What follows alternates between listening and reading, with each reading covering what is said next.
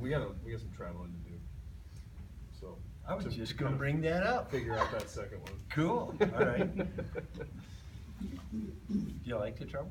Yes. Yeah. If you had the time and didn't have to worry about the money to do it, Yeah. where are the first couple places you'd go? Exotic, I mean cool places. Oh man, see, you said exotic, but my other place is cool.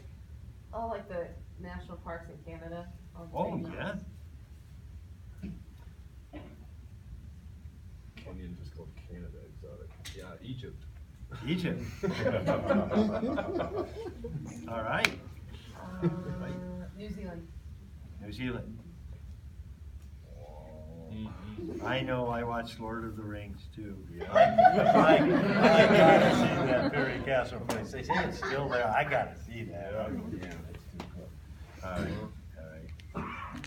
Fantastic, okay. What do you want to have done?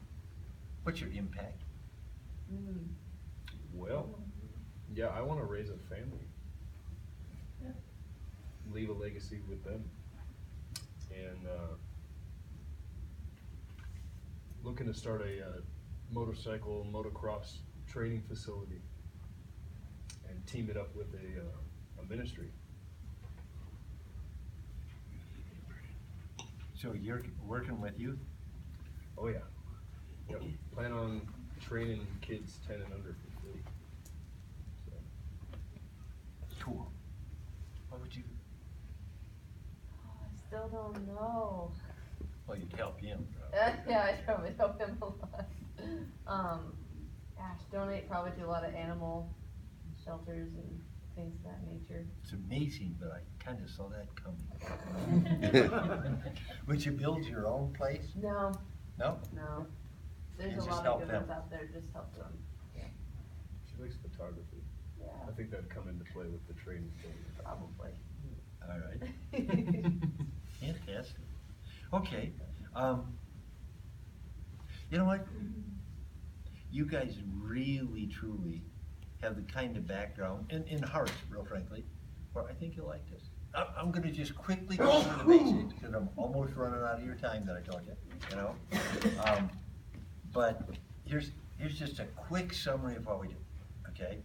Again, as I said before, we teach financial literacy and entrepreneurship.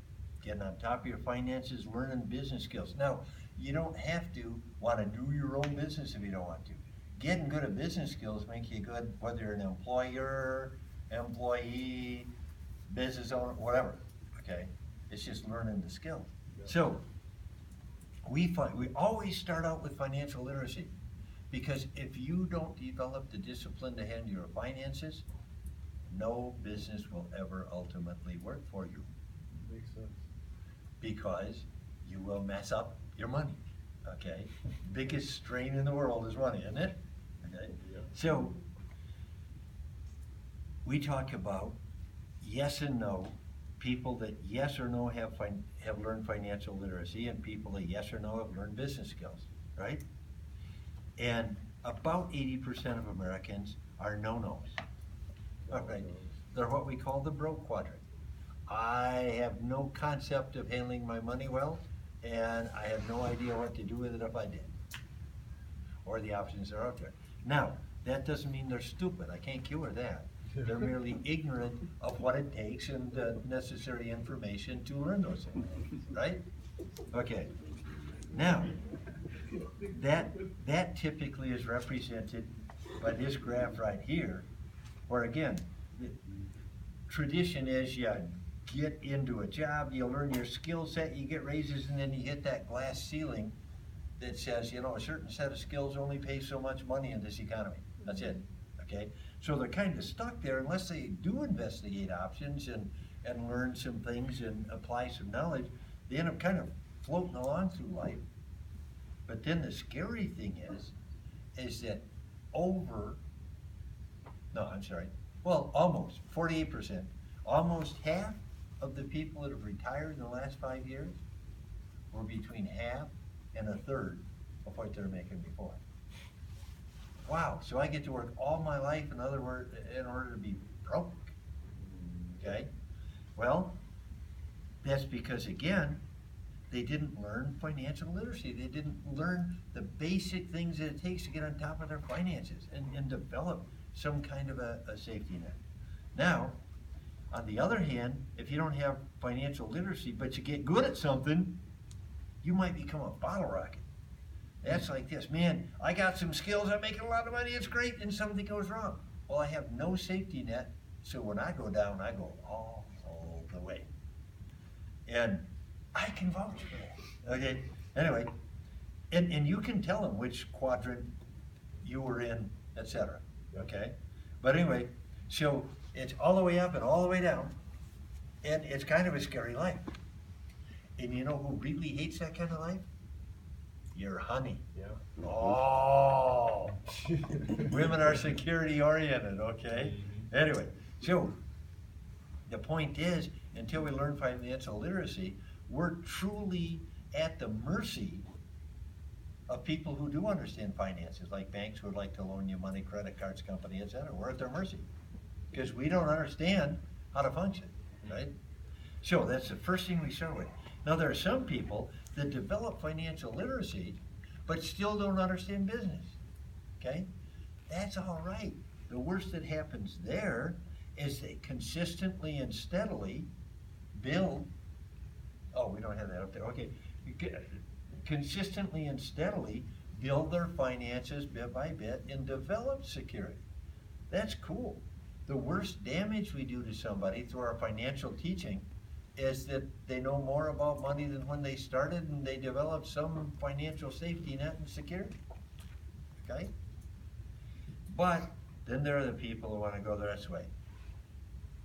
I want to understand finances and I want to get good at stuff and develop my skill set.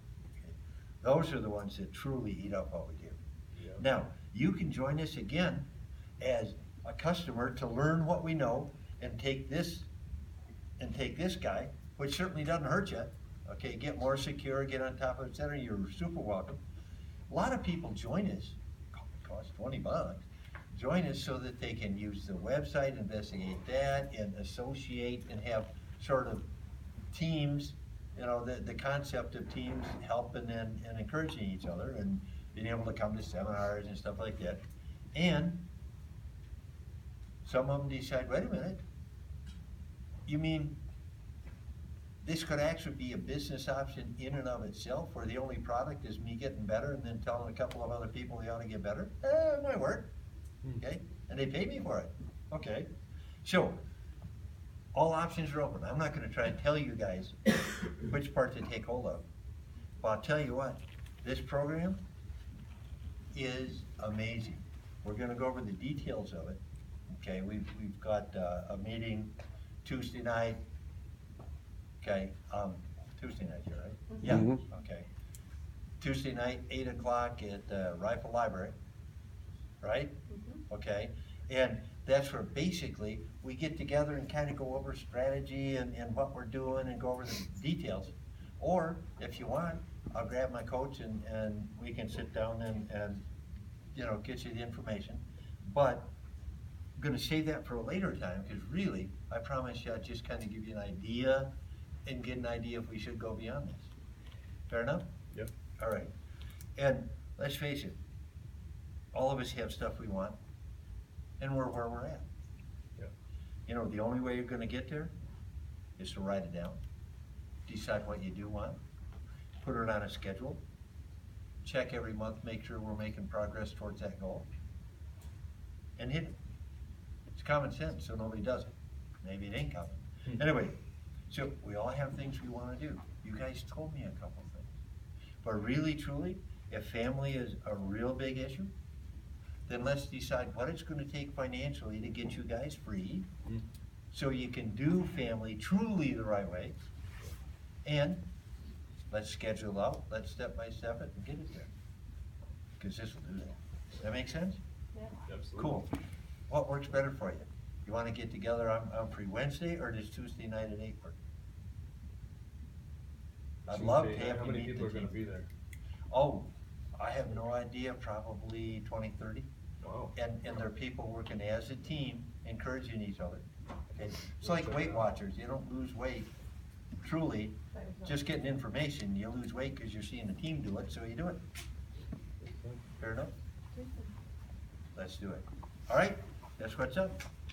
And I'm going to leave you this CD called, this audio called Introduction to Financial Fitness, or Camel in the Tank, or one of the base CDs that doesn't go into building process but goes over finance. Okay, I ain't gonna give them a first night pack. Ain't our first night yet. Our first night is when they see team approach and how it works. Then Robson tells them why it works. Then Hawkins tells them why it worked. Okay? So that's too early information. All right? I want them hungering to find out what the heck it is that they actually do to make this stuff happen. I just want to show them what happened. All right. That makes sense? Okay? So now, instead of me chasing them down for the next meeting, they're going, well, I think we gotta go to find out what's up here. Right? So, again, too much information will kill you every time. I don't have to see him again, I know what it's about now. Yeah. Right? They don't know what it's about till they see the team. Right. When they see the team, now they understand. Okay? So, it's my job. Make a friend, define a need, right? And get them to the team. And that's what works. That makes sense, guys? Yes. Cal? Is that what you just did, you call the bird dog plan, that's considered a plan? Absolutely. And then at that point, if they say no, then it's a no and you Yep. move on. Everything else is a follow-through. Otherwise, you just keep following through. Yeah. This is my thing. This is the most important thing I will ever do with them. Details are grubby, unnecessary. Them having a desire to accomplish something and like the concepts we work with is what brings them in. And them liking you because you cared enough to talk to them. Okay? Then the details. That's great. All right? Does that make sense? Yeah. Okay? Seriously, the closing percentage as far as actually signing them up and having them do something is way higher. Doing it this way, that's why it's called the bird dog, and then you get them to the details. Okay? This is the bird dog. Okay? I'm a senior coordinator or whatever thing, and I do this. I'm a bird dog when I'm talking to a new person. All right? I gotta find out if they're my huckleberry. Yeah. Right? So that's what we do with it. Can I ask you a question, you've been asked doing this? Pardon? Can I ask you a question, you've been asked doing this? Yes? How much does it cost? Well, it costs $20 to use the internet, and then you decide where you wanna go from there, what things that you wanna develop. I'll tell you what, I actually don't allow anybody to join. I'm serious, I'll tell them this, unless they get the green box. Why? It's meaningless. Oh, I'd like to come and have fun, good. But the green box is the base of getting you on top of where you are, so you can determine where to go from there. And am I more business suited? Am I more whatever? So as far as I'm concerned, I don't bring anybody on, okay? Unless they flat say, I do not want anything other than to associate. Okay, cool, $20, come and associate. I don't think I've ever had anybody say that, but if they said that, I'd do that, okay? No, I just say, what does it cost? It's $20 to use the internet and everything, and it's $120 to get on top of your finances. That's simple. Yep. Okay? So And don't, that's- so don't and say that's it's where we start. $120 a month. Don't say that. Well, it isn't. Right, your Bob's not gonna do. It's whatever they decide, Right. okay? Right. But they aren't part of the team if they don't have the green boxes. They really don't know what the heck we do, Right. okay? So, yeah, so anyway, so basically $150, okay, gets you on top of your finances. And I'll make you a serious bet in 30 days, if you haven't figured out to save more than that a month, I'll just buy it back from you. That's a 30-day guarantee, right? Right. So if in 30 days, if you haven't figured out how to save 150 off your finances, I'll buy it back. Yeah. Fair enough? I love it. All right. That's it. Any other